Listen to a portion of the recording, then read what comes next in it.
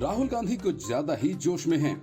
अडानी पर हमला करने के चक्कर में उन्होंने गुलाम नबी आजाद, ज्योतिरादित्य सिंधिया, एन किरण कुमार रेड्डी, हेमंत बिस्वा शर्मा और अनिल एंटनी को भी निशाने पर लेने की कोशिश की। राहुल गांधी ने हाल ही में एक ट्वीट किया था और इन नेताओं के नाम के साथ अडानी को जोड़ा था और लिखा था कि सच्चाई छिपाते हैं इसलिए रोज भटकते हैं। सवाल वही है कि अडानी कंपनीज में 20,000 करोड़ बेनामी पैसे किसके हैं। लेकिन राहुल गांधी का ये दांव उल्टा पड़ गया।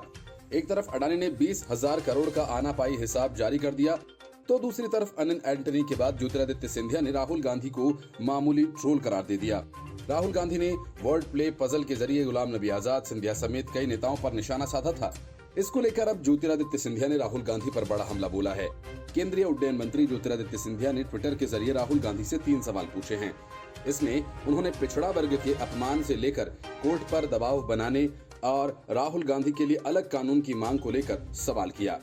सिंधिया ने अपने ट्वीट में लिखा कि स्पष्ट है कि अब आप एक ट्रोल तक सीमित हो चुके हैं। मुझ पर बेबुनियाद आरोप लगाने और मुख्य मुद्दों से लोगों का ध्यान भटकाने की बजाय इन 3 प्रश्नों का जवाब क्यों नहीं देते। ज्योतिरादित्य सिंधिया ने अगले ट्वीट में पहला सवाल करते हुए कहा कि पिछड़े वर्ग को लेकर अपने अपमानजनक बयान के लिए माफी क्यों नहीं मांगते। उल्टा कहते हैं कि आप सावरकर जी नहीं हैं, माफी नहीं मांगेंगे। देश सेवक का अपमान और इतना अहंकार। राहुल से दूसरा सवाल पूछते हुए सिंधिया ने लिखा कि जिस न्यायालय पर कांग्रेस ने सदैव उंगली उठाई, आज अपने स्वार्थ हेतु उस पर दबाव क्यों बना रहे हैं। एक अन्य ट्वीट में केंद्रीय मंत्री सिंधिया ने कहा कि आपके लिए नियम अलग क्यों हो। अपने आप को क्या आप फर्स्ट क्लास नागरिक समझते हैं। आप अहंकार में इस कदर ग्रस्त हैं कि शायद इन सवालों की महत्वता की भी समझ आपको न हो। राहुल गांधी के इस ट्वीट को लेकर असम के मुख्यमंत्री हेमंत बिस्वा शर्मा ने भी राहुल गांधी को जवाब दिया। उन्होंने ट्वीट कर कहा था, ये हमारी शालीनता थी कि हमने आपसे कभी नहीं पूछा कि आपने बोफोर्स और नेशनल हेराल्ड घोटालों की कमाई का क्या किया, कहां छुपाई। आपने कैसे कई बार ओतावियो क्वात्रोची को भारतीय कानून के शिकंजे से बचाने के लिए काम किया। अब हम कोर्ट में ही मिलेंगे। इतना ही नहीं, गुलाम नबी आजाद ने राहुल गांधी और गांधी परिवार पर उद्योगपतियों से संबंध रखने के आरोप लगाए। उन्होंने ये भी कहा कि वे जानते हैं कि राहुल गांधी विदेशी दौरों पर किन लोगों के साथ मीटिंग करते हैं, जिनमें अवांछित उद्योगपति भी होते हैं। गुलाम नबी आजाद के इस बयान के बाद कांग्रेस ने भी जवाबी हमला किया। Bureau report, news of India. Rahul Gandhi इन दिनों उछल कर पूछ रहे हैं कि अडानी ग्रुप में 20,000 करोड़ रुपया किसका है। और इसी चक्कर में गुलाम नबी आजाद से लेकर हेमंत बिस्वा शर्मा तक और ज्योतिरादित्य सिंधिया से लेकर अनिल एंटनी तक सभी ने राहुल गांधी पर पलटकर गंभीर आरोप लगा दिए। लेकिन अडानी ने राहुल गांधी के सवालों का कायदे से जवाब दिया। अडानी समूह ने पिछले 4 सालों का पूरा हिसाब किताब सार्वजनिक कर दिया। असल में राहुल गांधी फाइनेंशियल टाइम्स की रिपोर्ट पढ़कर सच्चाई जाने बिना आरोपों की झड़ी लगा रहे थे। अब अडानी समूह ने फाइनेंशियल टाइम्स के झूठ की पोल खोल दी। कांग्रेस नेता राहुल गांधी अडानी समूह की आय को लेकर लगातार सवाल उठाते रहे हैं और इसको लेकर वे केंद्र की नरेंद्र मोदी सरकार पर भी हमलावर रहे हैं। लेकिन अब अडानी समूह ने 2019 से लेकर अब तक का पूरा हिसाब किताब जारी कर दिया है। अडानी समूह की ओर से जारी एक बयान में कहा गया कि साल 2019 से अब तक समूह की कंपनीज ने अपनी हिस्सेदारी बेचकर $2.87 बिलियन यानी करीब 23,525 करोड़ रुपए जुटाए हैं। इनमें से $2.55 बिलियन यानी लगभग 20,902 करोड़ रुपयों का फिर से बिजनेस में लगाया जाना।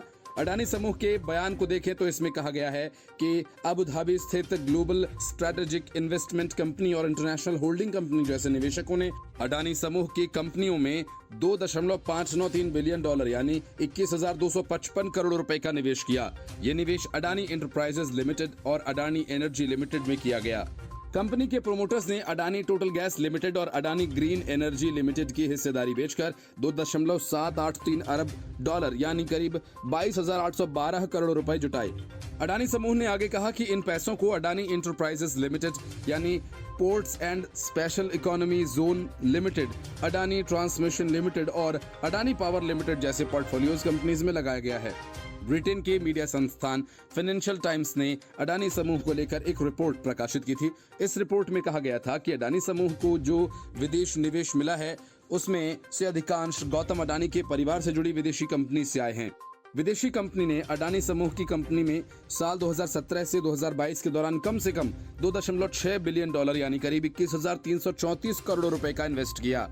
ये रकम अडानी समूह के मिले कुल $5.7 बिलियन के एफडीआई का 45.4% है। अडानी समूह ने कहा कि फाइनेंशियल टाइम्स की रिपोर्ट में जिस निवेशक के बारे में बताया गया है उनको लेकर 28 जनवरी 2021 और 23 जनवरी 2021 को जानकारी सार्वजनिक की जा चुकी है। यही नहीं, अडानी समूह ने फाइनेंशियल टाइम्स को एक पत्र लिखते हुए रिपोर्ट डिलीट करने के लिए भी कहा। इस पत्र में कहा गया कि अडानी समूह के खिलाफ नकारात्मक नैरेटिव गढ़ा गया है। जिस तरह रिपोर्ट प्रकाशित की गई है उससे अडानी समूह की इमेज को काफी ठेस पहुंची है और ये एक राजनीतिक मुद्दा बन गया है। इस रिपोर्ट को तुरंत हटा दिया जाए। हमें लगता है कि अडानी को बर्बाद करने का कंपटीशन अच्छा हो सकता है, लेकिन हम नियमों का पूरी तरह से पालन करते हैं। The report, News of India. न कांग्रेस का झंडा, न निशान और न ही पार्टी के सर्वोच्च परिवार के नेताओं की तस्वीर, न राहुल गांधी, न प्रियंका गांधी वाड्रा। पार्टी की चेतावनी के बावजूद सचिन पायलट ने इधर अपना अनशन शुरू कर दिया, तो दूसरी तरफ अशोक गहलोत ने 2030 तक अपना प्लान सोशल मीडिया पर साझा कर दिया। मतलब साफ है कि लड़ाई बड़ी और कड़ी होनी है, लेकिन पहले की तरह सचिन पायलट ने अपने पैर वापस खींच लिए तो बात दूसरी होगी। लेकिन जिस तेवर में सचिन पायलट ने विरोध का बिगुल फूंका है, उससे छत्तीसगढ़ के टीएस सिंहदेव के अरमान फिर से जाग उठे हैं और वे सचिन पायलट के समर्थन में उठ खड़े हुए। प्रमोद कृष्णम ने भी सुखजिंदर रंधावा से पूछ लिया। मौन अनशन पर बैठकर पायलट ने अपना दांव चल दिया। अब बारी आलाकमान की है, वो पायलट को इस नाफरमानी की क्या सजा देता है। गेंद आलाकमान के पाले में है। अब जब तक पार्टी कोई कदम नहीं उठाती तब तक सचिन पायलट कांग्रेस में बने रहेंगे और अशोक गहलोत के साथ कांग्रेस की भद पीटते रहेंगे। जयपुर के शहीद स्मारक स्थल पर जहां सचिन पायलट बैठे हैं, वहां महात्मा गांधी की फोटो वाला विशाल बैनर लगाया गया है। ये सब कुछ उसी तरह का नजारा था जब हरियाणा में भूपेंद्र सिंह हुड्डा ने रैली ही कर डाली और उसमें कांग्रेस के झंडे और निशान का इस्तेमाल तक नहीं किया। आखिरकार तब भूपेंद्र सिंह हुड्डा को पूरी आजादी देनी पड़ी और तब जाकर मामला शांत हुआ। संभव है सचिन पायलट भी कुछ वैसा ही सोच रहे होंगे, इसलिए पायलट ने मौन व्रत किया ताकि अशोक गहलोत और सरकार के खिलाफ कुछ बोलने की नौबत न आए। इस तरह अनशन पर सिर्फ बैठकर ही संदेश नहीं दे रहे, मंच पर लगी तस्वीरें अलग हैं। जो चीज है वो है कांग्रेस की अशोक गहलोत सरकार पर निशाना, जिन पर उन्होंने बीजेपी की वसुंधरा राजे के खिलाफ आरोपों पर कार्रवाई नहीं करने का आरोप लगाया। कांग्रेस प्रभारी रंधावा के द्वारा चेतावनी के बाद सचिन पायलट का अनशन पर बैठना अगर सफल होता है तो निश्चित तौर पर आगे की रणनीति और कारगर होगी। पार्टी अगर कोई कार्रवाई करती है तो नुकसान किसको होगा ये अंदाजा लगाया जा सकता है, लेकिन पायलट अपने सियासी कदम आगे बढ़ा चुके हैं और खुलकर आर पार की लड़ाई के लिए उतर गए हैं। विधानसभा चुनाव में महज 7 महीने का वक्त बाकी है। ऐसे में पायलट ने अनशन के बहाने अपनी ताकत का एहसास अपनी पार्टी से लेकर अपने विरोधियों तक को करा दिया है। पायलट के सामने पहला विकल्प यही है कि कांग्रेस में रहते हुए अपने अधिकारों की लड़ाई लड़ें, क्योंकि कांग्रेस में रहते हुए वो ज्यादा ताकतवर हैं और पार्टी में होने की वजह से गहलोत विरोधी खेमा भी कहीं न कहीं उनके साथ खड़ा रहता है। सचिन पायलट ने अपनी ताकत का एहसास दिल्ली से लेकर जयपुर तक करा दिया और प्रेशर पॉलिटिक्स का ट्रेलर भी दिखा दिया कि उनकी मांगों को पार्टी नजरअंदाज करती है तो फिर आगे कदम बढ़ाने से वे हिचकिचाएंगे नहीं। The report, News of India. प्रधानमंत्री नरेंद्र मोदी को निशाने पर रखकर अरविंद केजरीवाल ने डिग्री दिखाओ कैंपेन शुरू किया। मनीष सिसोदिया के जेल जाने के बाद शिक्षा मंत्री बनी आतिशी मारलेना ने अपनी डिग्री दिखाते हुए इस अभियान की शुरुआत की और कहा कि हर रोज आम आदमी पार्टी का एक नेता अपनी डिग्री दिखाएगा। लोगों को इंतजार आम आदमी पार्टी के 29 विधायकों की डिग्री का है जिनके पास डिग्री के नाम पर कुछ नहीं है। वे केजरीवाल के इस कैंपेन में शामिल होंगे या नहीं, इस पर सभी की निगाह होगी। जिस पर मनीष सिसोदिया के पास दिल्ली के सबसे ज्यादा विभागों का प्रभार था, उनके पास तो कोई डिग्री है नहीं। सिसोदिया के पास पत्रकारिता का एक डिप्लोमा भर है। दिल्ली विधानसभा में आम आदमी पार्टी के 62 विधायक हैं। चूंकि हर दिन एक नेता द्वारा अपनी डिग्री दिखाए जाने की बात कही गई है, तो ये अभियान कम से कम 62 दिन चलना चाहिए। लेकिन दिल्ली के विधायकों का डिग्री दिखाओ अभियान सिर्फ 33 दिनों तक ही चल सकेगा, क्योंकि उनके 29 विधायकों के पास डिग्री है ही नहीं। और इसके बाद नंबर पंजाब का आएगा तो सबसे पहले सीएम भगवंत मान के पास ही कोई डिग्री नहीं है। ग्रेजुएशन से लेकर 1 साल कॉलेज जाकर उन्होंने अपनी पढ़ाई बंद कर दी। मतलब इस हिसाब से वे महज 12वीं ही पास हैं। चुनाव आयोग को दिए अपने हलफनामे के अनुसार आम आदमी पार्टी के 2 विधायक ऐसे हैं जिन्होंने 10वीं से भी कम शिक्षा प्राप्त की है। सीलमपुर से विधायक अब्दुल रहमान ने 8वीं तक तालीम हासिल की है।